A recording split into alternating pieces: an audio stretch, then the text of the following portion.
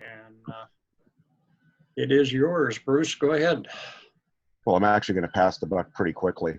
The announcement section, if you are a microwave person, and I suspect a few of us might be, 10 gig part 1 is today, tomorrow. That was some of the activity that you were hearing on the simplex frequencies. They do repeater coordination as well to get into other regions throughout Southern California and Middle California and Northern California, but the 10 gig contest is on this weekend. Isn't NAQP this weekend as well? I'm not sure. Maybe I'm wrong. But I knew that the SOTA stuff was going to be on the air. We'll talk about that more in a minute. Plus, NAQP SSB is on at 11. Yeah, thought so. So there's all kinds of stuff happening this weekend. It's going to be interesting with the heat. For those that are not paying attention and maybe not getting the alerts from SDG&E, they have put in several requests for rolling outages. Yesterday there were some. Today there are scheduled to be some. Tomorrow is to be determined, as I understand it. But there's an entire laundry list on the SDG&E website of what they're planning to turn off today, circuit-wise. And I'm actually in one of those areas. Rest assured, if my power would go out, because this is the start of the window at 10 o'clock, I am able to stay on the internet. My computers will stay up and running. My radios will stay up and running. If I don't open my refrigerator, I don't need to supply any additional power to that, but everything else will be okay. So be on the lookout for that. We talk about outages in general, and the rolling blackouts are one aspect of it. But if we keep getting the heat the way we are, there's very likely to be stress on some of the distribution components that'll likely incur an outage that was not rolling and not planned. So good that you were all able to participate this morning for those that did. I ended up working on the EC side, KF6UA, KI6GRO, K6PFG, KM6LKT, K6RJF, WA6MHZ, N1CLC, KG6HSQ, and KJ6HOV. That was the check-in list on VHF from the ECs. Some ECs reported, as I'm sure they will go out and do the individual reports, 0 check-ins, and sometimes that was because the plan to use a repeater that they were typically assigned or had been, targeted for via the plan, were in use. So, hey, imagine that. Real life casualties of a plan, which is exactly what I would expect to have happen if we had a real event. So we talked about, parks on the air, us. We talked about SOTA people being on the air. So no disrespect intended, but a lot of these folks that are doing these activities are, I'm going to say this politely as much as I can, they're generally not as seasoned as maybe some of the longer term amateur radio operators we have on the group and in the group are. So it's not going to be very uncommon to go out and hear these folks out there. And literally, I listened to some folks last month. They were very excited with their bow fangs. They've got antennas pointed at each other. They're talking, a mile apart, and they're chattering. So some of it creates background noise. It is not necessarily disciplined in the way that most contesting events and types of events would be. So even though they're sort of doing an activation in a contest, it's a little bit of camp run amok in there as well. So again, real life.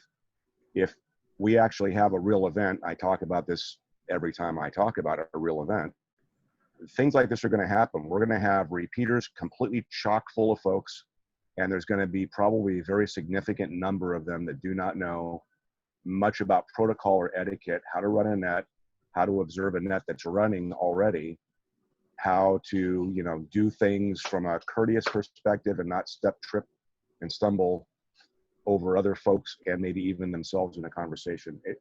It'll be fun to watch, and it's something that we've got to be thinking about because it'll be real life. Same thing on the simplex frequencies. If the repeaters are down and we're trying to run simplex operations, it's a guarantee that we're going to have folks coming out of the woodworks, as I like to call it, that haven't been on the air in a long time, don't get on the air very frequently, but know that when something happens, you're supposed to turn your radio on, probably go to a calling frequency or a favorite repeater frequency and see what's happening and start asking a million questions. What's happening? What's going on around me? So today was good. I enjoy the challenge and being able to go out and see how we can mitigate, work around patient, work through, and then maybe also educate by butterfly effect some of the things that we're trying to do and accomplish to other folks that are on the air. We did go from VHF to UHF, at least I did. I went to UHF pretty much at the top of the hour at 9 o'clock and made a much less or much lower number of contacts there.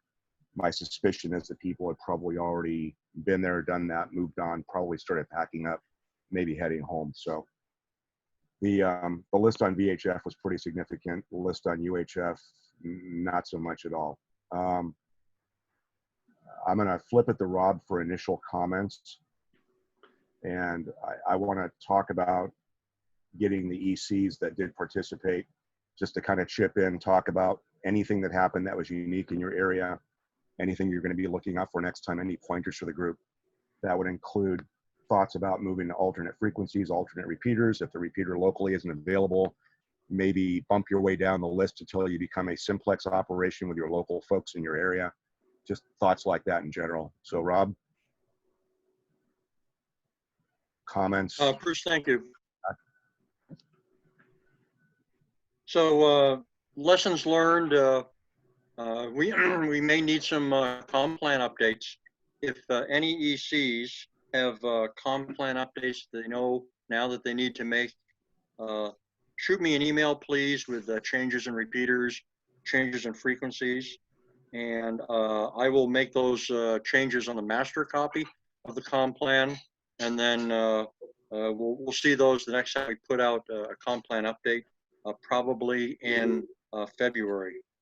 We know that there were some repeater collisions today, and so some ECs may be thinking about backup repeaters or backup frequencies for their area.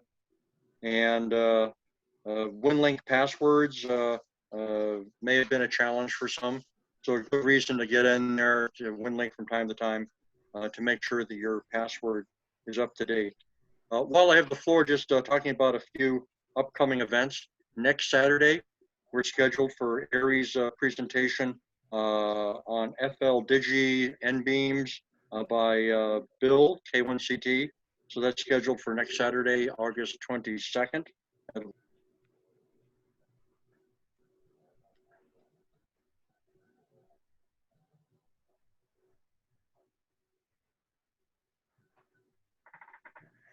Looks like we lost Rob. Maybe he got hit by that rolling power outage before I did. Could be. I see a hand up, Jim, and 60 AR. Or were you just waving to the crowd? Waving to the crowd. And I'm back. And he's back. Yeah, unstable connection. So I'll turn it back to you, Bruce, for EC moderations and comments. All right, no problem. Yeah, I think the notion, as you already referenced, and as we kind of touched on, you know, repeater updates for your area, and maybe even, I'm not saying maybe even, but certainly consideration to, if you can't get there, don't get frustrated. You know, maybe think about and consider, trying to phrase the phrase in the form of a phrase. If you've worked through your list of repeaters that are local to your area, perhaps try simplex local in your area first before looking up a repeater in an adjacent EC's area of responsibility. So maybe thought processes and ideas around the workflow. And just like I said, it's just a thought, input, comments appreciated as we go through. But that way we would keep the local group to the EC local to the EC before they move on to another EC. And then somehow, if that does happen, then the workflow to go out and have EC from an adjacent or another area that's received a check-in somehow be able to get to the EC from that participant's area and let them know. again, it's just workflow. I can do this in the order that folks checked in with me today. So if that's okay, KF6UA would have been first. Comments, feedback, thoughts? Hi, this is John, AF6UA, Escondido EC. I had no check-ins on the repeater during the first portion. During the simplex portion, I was able to talk to Bruce on 146550. I could hear him loud and clear. He had some trouble understanding me, and I was not able to hear anyone else on 146550. So I could hear him taking check-ins like hotcakes, but I didn't hear anything. 446 was dead also. I did my WinLink stuff over Telnet, so not over the air. I did it over, over the internet. And with that, back to you. Very good. And to be fair, for some of the folks that I had difficulty hearing, there were typically one of two situations that was happening. Either there were multiple conversations on the air that I was hearing, so collisions on my side on the receiver. Candidly, there was either some inadvertent accidental interference on a couple of different cycles with folks, or deliberate interference, not sure which of the two. That was unfortunate, but we worked through it. So I completed with John. He was readable. It was just lighter copy than, perhaps some of the folks that are closer, but, from Kearney Mesa to Escondido, that's a good run. And I wish other folks had been able to have come up on the air on VHF and gotten other folks, not just me. And I know a few people did. There were a few folks that exchanged information from the EC perspective on 146, 52, 55, and that was good. The plan, maybe if we do this in the future, we just enhance that a little bit and script that a little bit better, perhaps, or add to the existing scripting, which always a good place to start. We did a good job today. Fred, KI6GRO, batter. You were next. Good morning, it's Fred, KI6GRO, Southern DEC. When I checked in with Bruce this morning on the voice call, I had no check-ins. And of course, as the case may be, after I got off the air with Bruce, I started getting check-ins. So I had 5 check-ins, including myself. I did take one on the 4.4 machine. Heard somebody that I knew, and I said, "Hey, do you want to check in?" He said, "Sure." So I sort of cheated, checked him in on another repeater, not one in the local area. So probably need to, on my part, advertise it a little bit more heavily than I did. And I did talk to Bruce on the double nickel. He was the only person I could hear, probably because he has a nice strong station. But that was it from the Southern DEC. Back to you, Bruce. All right, thanks, Fred.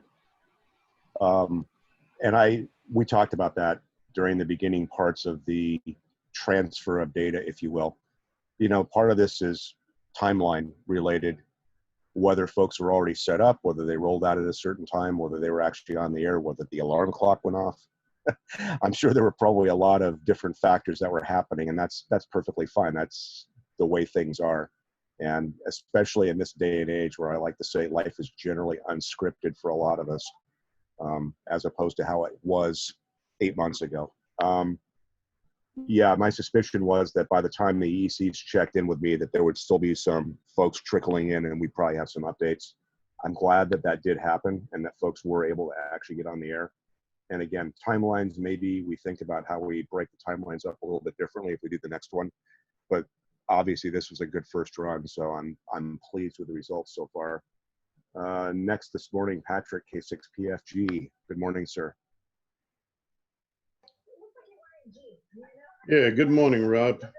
Well, I'm a repeater monitor for the Hangout group, and that includes the 449.440, 449.060, and the 223.840. And I noticed that there are a number of individuals who are checking in, trying to get a radio check not only today but yesterday, because for some reason they may or may not have the repeater sites plugged in and saved to memory. But the majority of what I heard, it seemed like the audio coming in was pretty good. I did check in with my EC, Pat. He came in there and I talked to him, and also did it on the El Cajon repeater site in the Simplex. Made an attempt to talk to a number of individuals from Magnolia Park, which is right next to the elementary school down the street. But I couldn't stay there long because the temperature was rising and rising rapidly. So I'd leave around about 9 o'clock and come back home. But nonetheless, I think what it is, a clear indication in terms of rotation to where to go would be beneficial to us all. Back to you, K6PFG. All right, thanks, Patrick. Appreciate it. Yeah, on the repeater side this morning, and sorry that I didn't check this earlier, and I also didn't see any feedback, but needless to say, I didn't find the 060 machine operational. So I was still listening to it just in case. Maybe, and I'm not saying that we want to complicate this, but maybe a consideration would be that, at least for the ECs, if there's a repeater that's down in your area, people are listening to it, they're expecting it to come up, maybe they don't realize it's down. Maybe consider, just a thought, transmitting on the output of the repeater frequency just to make a broadcast announcement and see if you can reach anybody and then move them to a different machine. So if the machine's dead in the water, people are sitting there with a squelch up, which may not be good. Transmit on the output, see if you can reach anybody anywhere and try to move them to a different machine. On the 449-440 machine, I'm not sure if anybody else heard this morning, but it sounded like there was either a bridge link in or something like that. We had somebody that was linking the repeater. It sounded like they were linking the repeater, and that would have been other unanticipated activity. Another consideration for the comm plan when we're working on things, if we're going to be in an emergency situation, if we actually have machines that have been not reserved for specifically, but we've been given the permission to use for ARES operations or emergency communications, and that would go along with other folks, Red Cross, ACS, other organizations, CERT folks, etc. If we're given the permission for those repeaters, maybe we need to go out and take a look and make sure that the repeaters are not linked like that. So if the machine is actually up and running and it's got an internet connection available to it, we're not going to have somebody from another state or another country potentially disrupting operations. Just a thought. Because that was interesting this morning, to say the least, hearing that pop in there. That was one of those things I was expecting to hear, but it is what it is. We learned. Next on my list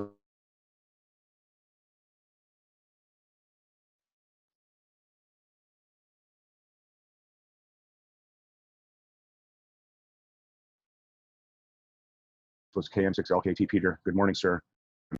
KM6LKT. Morning. I lost you for a second, but I just heard you back. So I had similar experience to a lot of people, but I'll say that this getting back in the habit of doing a live drill is super important. Apparently, I've just unloaded from my brain all of the skills and habits that I've built up over the last couple of years. Just working from home and participating on scheduled nets.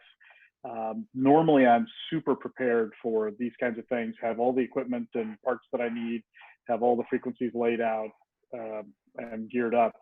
And for some reason today, I got there, didn't have a WinLink cable, couldn't figure out how to operate my radio to select a certain frequency, couldn't, just was a complete train wreck in terms of personal organization. So I think getting us out of our house to do our task again is a good drill reminder, keeps us sharp. I need the practice. And I also think picking up a new location, like a lot of the drills that I've historically done have been in places that I've been before. And so going to a new place, you know, there's a new question of where do you put the antenna and how do you mount it? Can you really talk to anybody simplex from this location? What's the grid locator for this location that isn't your home? A lot of that stuff caught me by surprise just because I'm used to knowing where I'm going and this is a switch. So I think it was a very good drill in terms of forcing us to work the problem. I was super unsatisfied with my own performance, but all the same problems everybody else talked about. You know, repeater was busy, couldn't figure out simplex, couldn't get a check-in, but that's, you know, you walk away from that with a list of things to improve. So I was pleased with the drill from that perspective. Very good. And I agree with you.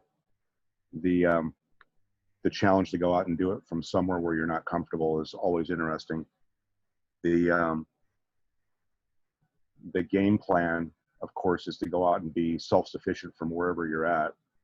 And if that's from home, great. Can you operate? We always talk about how long you can operate, how well you can talk, and then you have the humbling exercise, which is where you go somewhere else.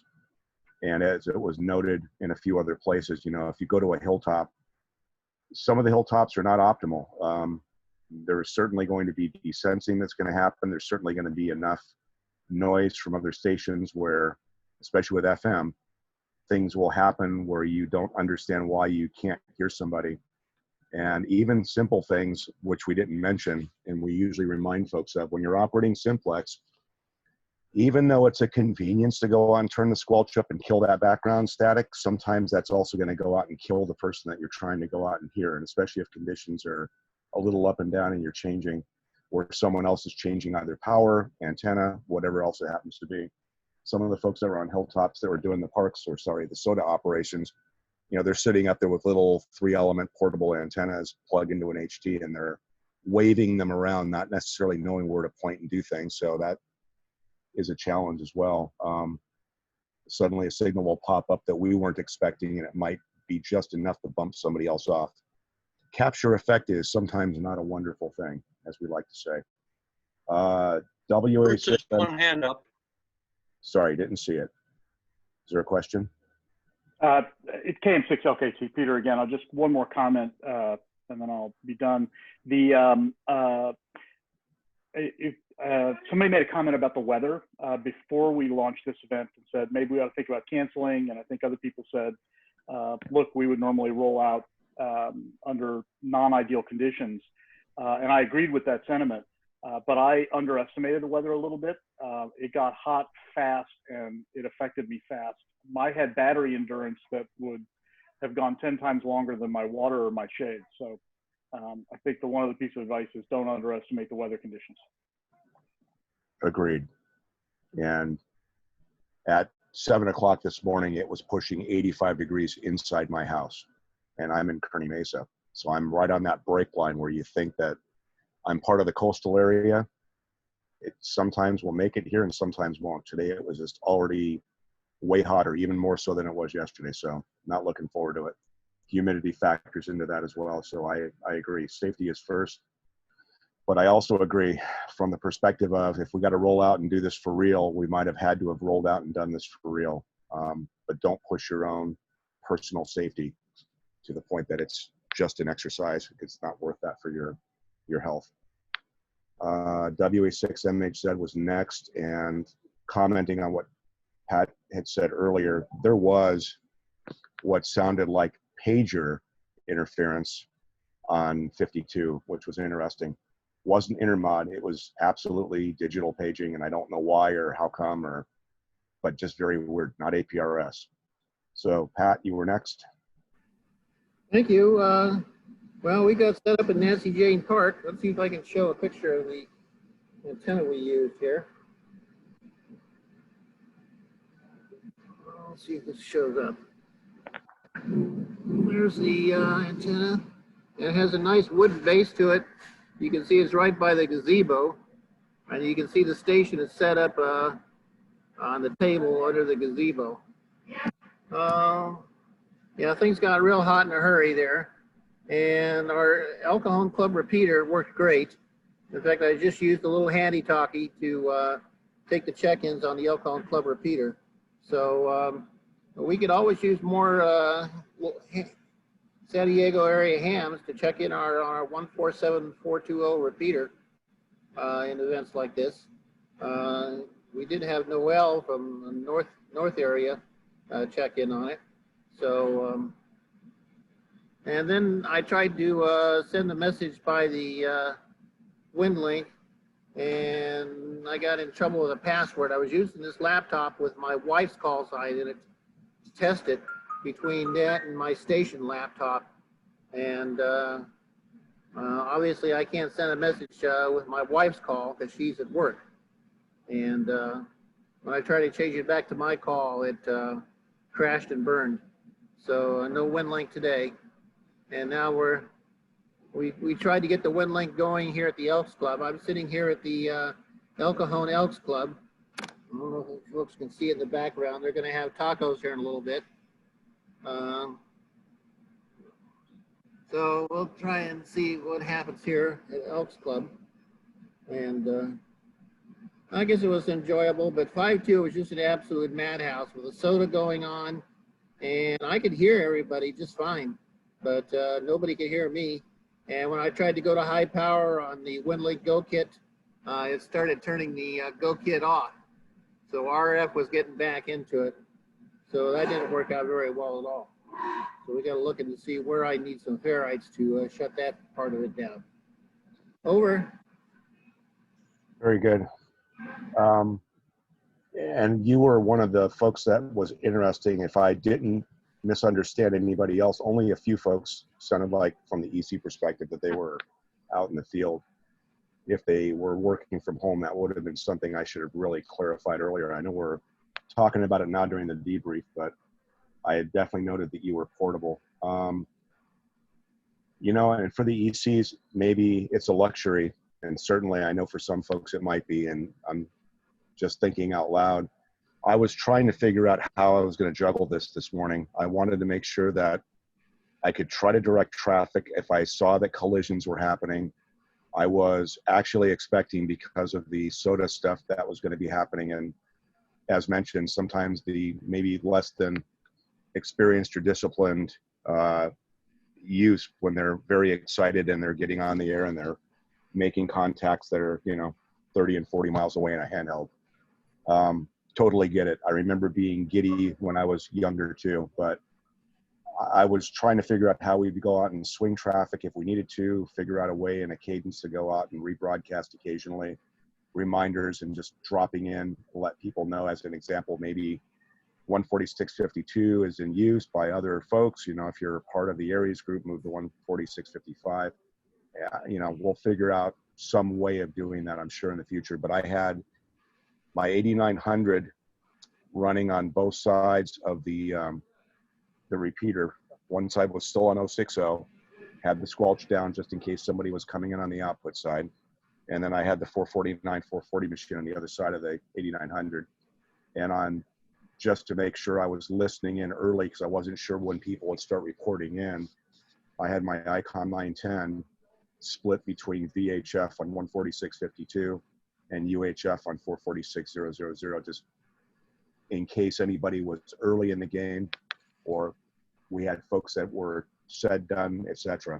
The check-ins for me actually started about 8:15 or so. So again, maybe we're thinking about this as we go through it, maybe kind of penciling in some modifications to the timeline if we do this again, which I'm sure we will.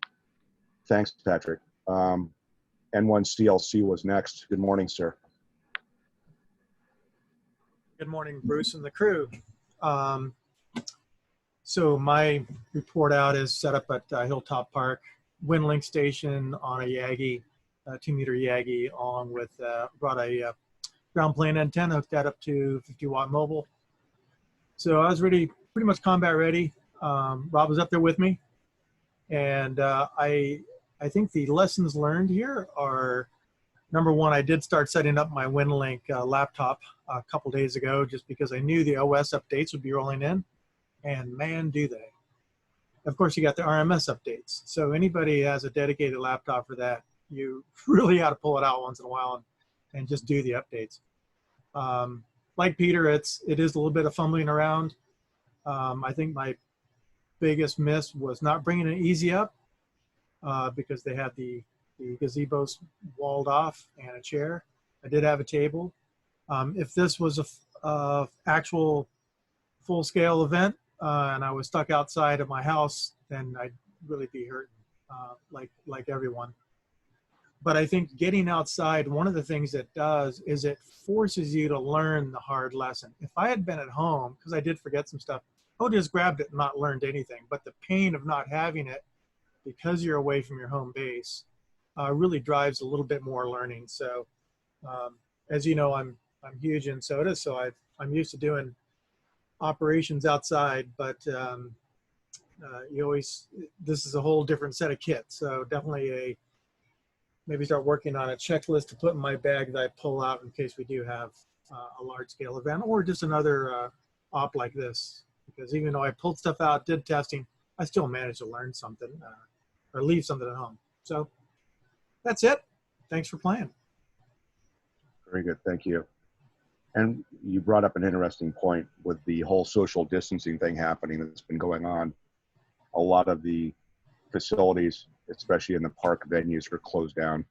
You know, one of the things I really enjoy is watching public restrooms being shut down and closed, and then instead they put a porta potty outside and make sure that the other porta potty, if there's a second or third one, are 6 to 8 feet apart from each other. You brought up the gazebo part being roped off. That's interesting. I hadn't thought about that. I guess that might even be a very big concern.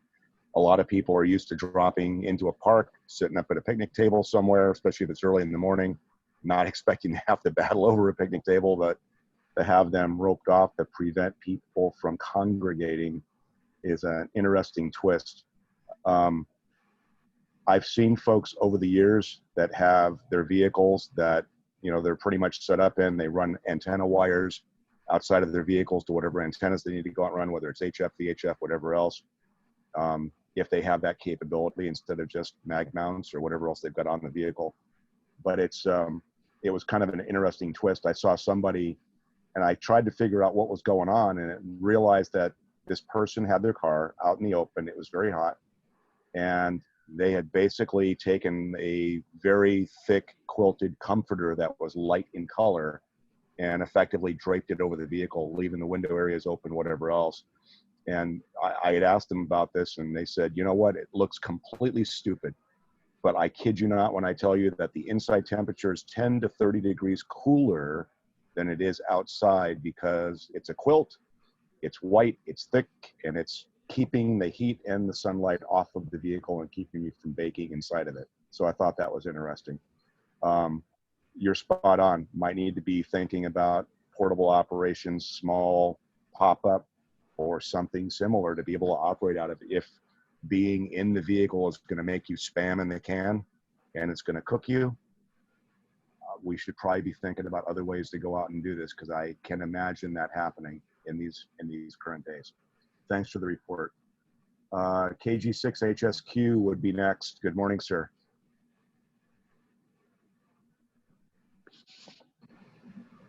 Just noticed, Bruce, we got a hand up, Mike and 2DDS. Apologies. I had Mike? to unmute there, sorry. Just a couple of things going on with what Bruce was talking about there.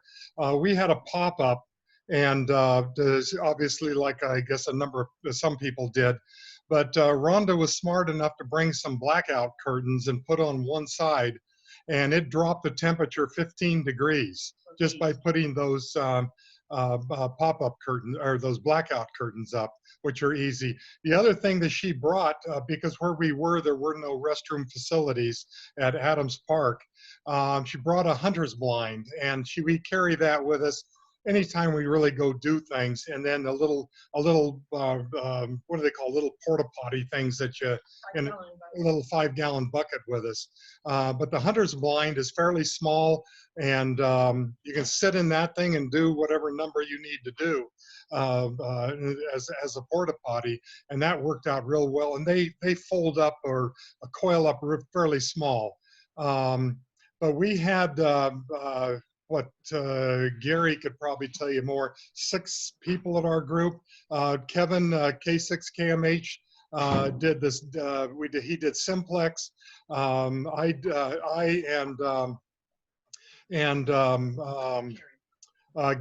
did WinLink, and each of us did some other aspect of this. The repeater worked flawlessly, our 2-meter repeater, and we've offered it before on Palomar Mountain to use that repeater, the 2-meter repeater, because we cannot reach in Valley Center in the North County area. There's no way we can come anywhere as close to the OTI repeater or any of those on either 2-meter or the 70 centimeter. So like I say, on Palomar, we've pretty much can reach everything, and always welcome to use that. Several other groups, quite a number of the other groups use it. DMR went very, very well. Gary will probably come on in a moment, and he can pretty much tell you everything else that happened. But yeah, it was a what we might say in the unpolite industry a CF. But we were able to work out a lot of our issues and realize that we really need practice, and that's what this kind of thing does. And we're able to discover our shortcomings, and you know, what we did right, what we did wrong, and what we need to do differently next time. Very good. Thanks for the feedback. Actually, I'm a little surprised. I can work Valley Center from my location on both bands. Maybe we do scripted check-ins where I call for the ECs in an area rather than just wait for them to call in to me. I'm thinking out loud and how we might be able to improve on this next go round, and maybe put a window in there where we know that within this window we should be expecting to be on the air communicating to myself or Rob or Dave or someone like that. Just a thought. Appreciate the feedback. Thank you. Ron would have been next. KG6HSP. I'm here now. Got to Very get the good. right mic going. Yep, you're good. Okay, we had 8 local check-ins and then went out of the area a bit later.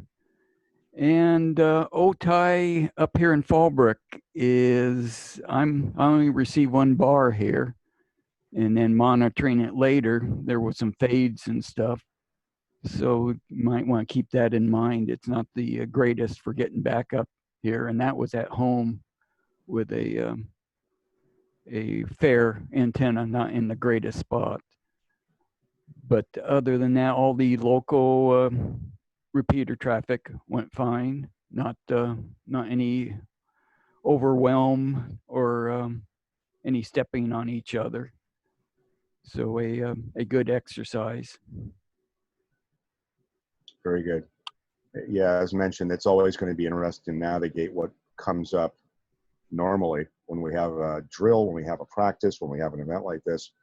I guarantee you it'll be far more complicated and challenging, I would expect, if we actually have a real event. Power outage, earthquake, you name it, it would be interesting.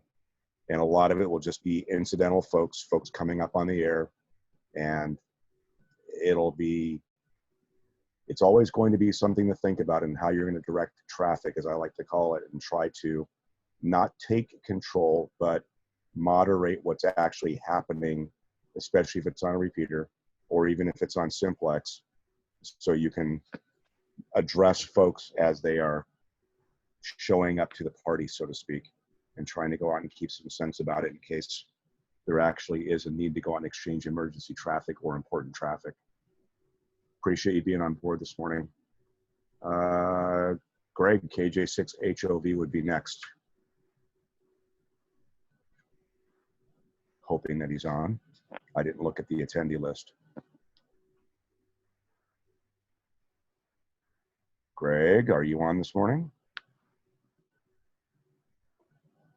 All right, perhaps not. Just a comment. I think in a real event, simplex is going to rule the day, because I'm going to guess the repeaters are going to really be overrun. So I think it's going to be important for this group to have a good solid simplex plan for passing traffic.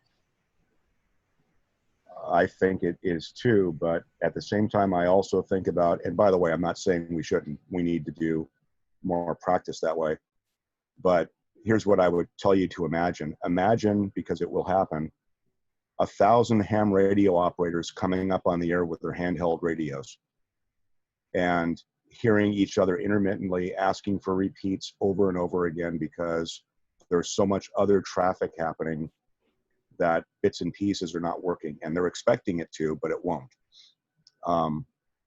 That's going to be the challenge. You know, if you were talking about internet technologies, these would be called collisions in networking. So that'll be what I think the challenge will be, is how do you fix 1,000 people with low power radios all coming up on the air on simplex and hoping they're going to be able to talk some distance, because one or two or even a dozen or 2 dozen or more reasonable stations that have decent power on a simplex frequency, folks are going to be able to hear those people but not hear each other. It'll be interesting. That's you know, if you've ever been in a real VHF contest for a long period of time, I can attest to the fact that it gets interesting. Especially one from San Diego, I can, on a typical, even just a VHF event on simplex on 146 dot something on FM, working up and down the coast, you know, if I can work all the way up in Santa Barbara and beyond on FM, you know, you can imagine how other stations out there probably are hearing me, because I've gotten reports like that afterwards. And I get the, yeah, you couldn't hear me with my 50-watt radio in Burbank. And it's like, no, I didn't. And sorry about that, but there will be collisions, lots of. And trying Greg again, KJ6HOV, if you're on.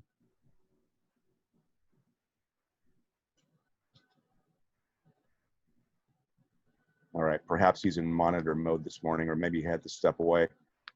Going back to Rob, KJ or K6RJF, any thoughts, additional comments, feedback before we go to the group in general?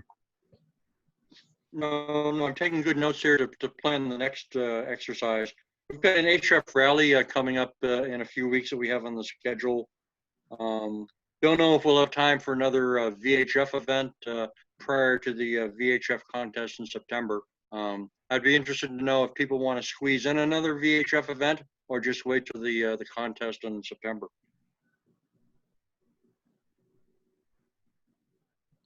I'm speaking for myself, but I think with the event only being a few weeks away, I'm thinking perhaps that should be area of focus if we want to focus. Let's take advantage of the opportunity that there will be additional traffic on. I'm also thinking out loud, and for people that don't know this already, we are probably at least a partial way down the way of getting a test drill desktop type event going. N6DAR, who's on the call this morning, has been putting something together. I owe him some feedback. I also need to finish circulating that with Dave and with Rob and maybe a few other people for input, but I think it's a really tremendous start in the right direction, if not mostly already done. So we're going to definitely have a tabletop type of exercise that we'll be executing. September is the month of preparedness after all, so we'll be taking care of that amongst other events. Plus, we also had the grid shakeout on the 15th. Exactly. All right. Hearing nothing additional, we'll take any other questions or feedbacks from the group. Raising of hands would be appreciated. I know Rob watches out for stuff like that. I don't know, Pat had his visual hand up earlier. I don't know if MHZ still has something on that. Let's go to Craig first, if you wouldn't mind. Craig, good morning. Good morning. It's 106 in Kempo right now. It was 106 yesterday. I don't know about these rolling blackouts. I've been watching the ISO demand page all day yesterday, and they had plenty extra power, so I'm thinking it's political. 7-3's great group. Yeah, I'm kind of concerned about the event as well. It's not like they're saving the energy and batteries for later in the week or next week when it still remains hot. I don't know what they're doing or why, but I think it's fascinating. Yeah. Anything else I say other than I think it's fascinating would sound political, that's where I have to stop. And WA6MHZ, again, if you had any additional feedback or thoughts. I saw a hand up maybe. Yeah, one of the things that happened at my event, I'm sure everybody else didn't have this problem, is I was swarmed by a horde of flies because the park doesn't empty the trash cans very often.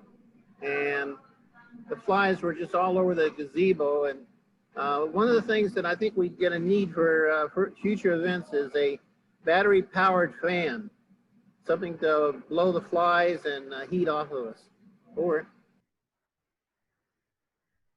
Well, that would be an interesting ad for a Go Kit. Maybe an alternate thought would be going to your favorite Home Depot, Lowe's, or Dixieline store and picking up one of their famous $4 to $5 fly traps that you mix the bait into and make it stink and hang it somewhere, especially if you're going to be on a long, persistent day or in a day like this where it's weird like that. Any other folks' feedback, comments?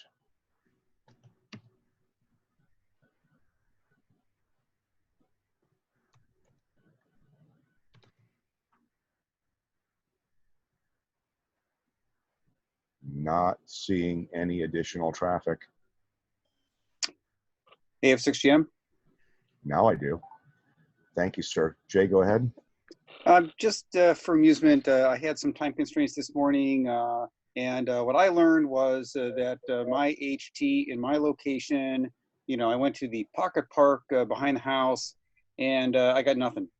So the core repeater was busy, but I could barely hit it. They had a net I tried to check in, not so good, and I couldn't raise anybody on Simplex. I heard you, heard others, Chris and others, but the hole I'm in was not conducive to Simplex without power or elevation. So learned something new there. Thought I'd try a new thing from the backyard and the park behind the house, and learned it didn't work so good. That's all. All right, thanks, Jay. Frank, you as well. N1 or NB1Z? Okay, yes. So we had a great time in Tierra Santa. There were 5 of us at the park there. I had a personal goal of being able to get on the air before 8 o'clock there, and we made it. A number of us were on the air before 8, so that worked out well. And so we were very organized. We actually had donuts, and we had enough of them there. We didn't run out of donuts, so that may be a record there. And the other thing I did is I brought my RV, so that made it easy for me. I had a portable push-up mast, so my antenna was up around 20 feet. That really makes a difference, getting an antenna up in the air. And then there was one common problem, or one theme is, how do you change frequencies, program a frequency, program an offset, program a tone? So it looks like maybe a little training or just exercises. That was sort of something our group needs to work on. Go ahead. Agreed. Always practicing that or having the manual handy, or at least the field manual version or a condensed version, super important.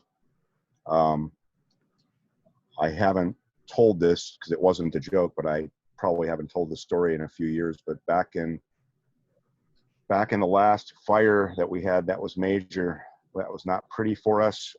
It was quite the interesting occurrence, because you would not be capable of believing the number of folks that I saw at Ham Radio Outlet with everything from old, I mean old as in 30-year-old handhelds. And one guy literally was standing in there waiting in line, asking Jerry or one of the other folks at HRO if they could help him, person asking with the radio, change the frequency in this so they could monitor and participate in the fire stuff. And in a lot of cases, the radios were so old they didn't even have PL encoders in them. That's the kind of time frame I'm talking about. So, you know, may be able to listen, maybe, but certainly not even able to bring up a repeater.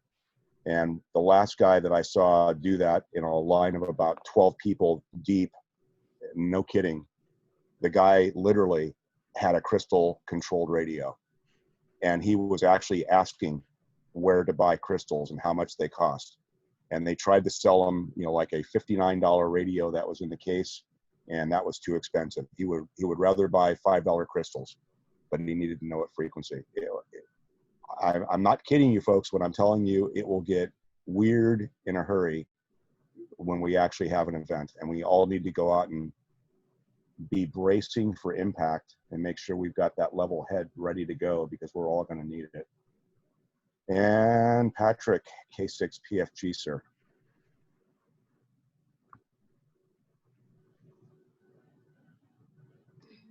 You're muted. Now you're Rob, I had to hit this thing twice. But in reference to the fan that Pat was talking about, if he's got his Go kit with USB capabilities, he can get a fan from Amazon, where he can plug into a USB connector and run his fan from there to kind of ward off some of those flies. In addition, it might generate a little airflow where he can possibly keep himself and his equipment cool at the same time. That's all. Very good. Any other questions, comments? Yeah, we have Joe, AI6Z.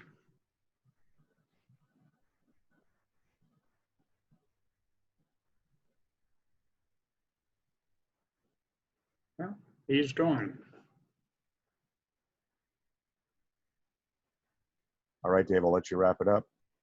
All right, the only other couple things, the ARRL has hired a new MCOM manager who will be sort of overseeing the ARES group back in Newington. He's a past section manager, so he knows a little bit of what's going on out in the real world. So that should be hopefully going to be a good thing. He's the past section manager from, I believe, West Texas. So we'll see how that goes. But probably more importantly than that, today is National Lemon Meringue Pie Day. So let's all have fun. And that's all I have. Glad you brought that up. I can't help you there. I've got my key lime pie in the fridge, which I'm keeping closed, waiting for my rolling blackout to happen. All Yeah, right, thanks, folks. That's something we all need to be aware of, is with the rolling blackouts, just make sure things are charged and ready to go, and be prepared and be safe. All right, folks, thanks for participating this morning. Any additional feedback, let's talk about it in the Google forums, and especially, again, afterthoughts, comments, maybe some additional tips. And we will carry on and hope that we make it through the heat wave. Thanks for participating this morning, and thanks for being on board for the meeting. Rob, you have anything else? Nothing else. So I think that's a wrap. Thank you, Dave. Thank you, Bruce. All right. Thanks, everybody. Thank you, Rob. Thanks, everyone. Can I get a comment in, please? Go ahead, Bob. This is Roger. Roger. Yeah, I had a talk with Roy. Your problem on the 060, or as they like to call it, 906, whichever you wish to call it was shut down because of heat. And the crosstalk that interference that you were receiving, they had it linked, their 220 machine is an all-star feed, and they had intended to put it on that repeater to provide additional traffic to see if they could reduce the interference. But somehow it wound up on the 440, and so those people that you heard was 220 traffic coming from a lot of 220 repeaters. That's why it seemed kind of strange who you were talking to. He has since corrected that.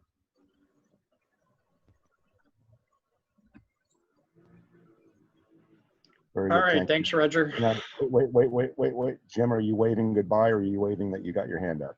I'm waving. I got my hand up just for a quick second. Saw an article this last week about earthquakes and tremors over in the Salton Sea area.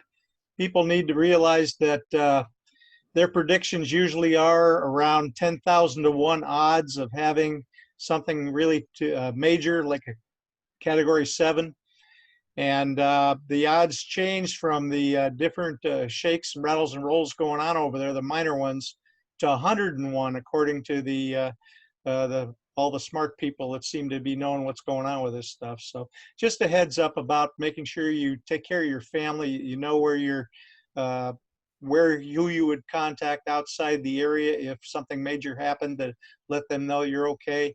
A whole list of things we're trying to put together for the next meeting. And but make sure you know where you're going to meet, and because a lot of towers will go down if we really get a major 7 ripping through here. Anyway, I'm done. 73s. All right, Patrick, you had your hand up again. Yeah, I was going to comment on what Roger is saying. A Thursday night, when I did get a chance to get on the digital side of the ARES net, Roy mentioned that right at the end of the net that would be traffic coming in on the 223 side on the 449060. I was waiting for Bruce to go through his list of hands and questions and stuff to get back to it, but Roger beat me to it. So that's what's going to be the driving force behind trying to run those individuals off south of the border that appear to keep interfering with the 060 repeater. And that's one of the biggest things that we were having in terms of not being able to maintain a clear and noise-free repeater.